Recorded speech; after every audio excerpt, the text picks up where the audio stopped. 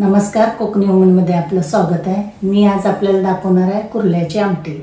कुर्ल्याची आमटी म्हणजे खेकड्यांची आमटी। नारळ एक घेतलेला आहे, खेकडे घेतलेले आहेत, हळद, मीठ, गरम मसाला, मिरची पावडर, लसूण आणि आलं। खोबरं मी भाजून घेत आहे। थोडं तेल टाकून आपण कांदा भाजून घेऊया।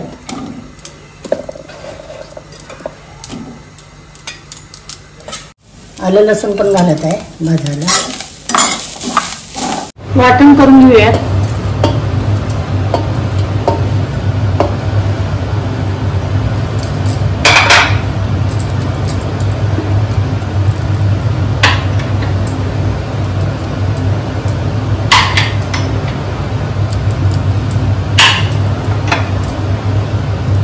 पाणी हवं तसं घालूया।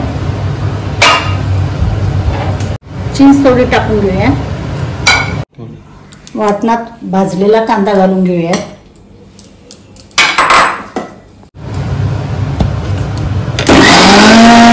थांबे तेल टाकून घेऊया।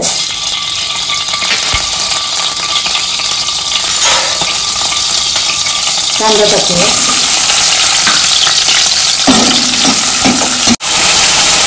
वाटून घेऊया। खेकडे घालून घेऊयात। चवीपुरता मीठ घालूया।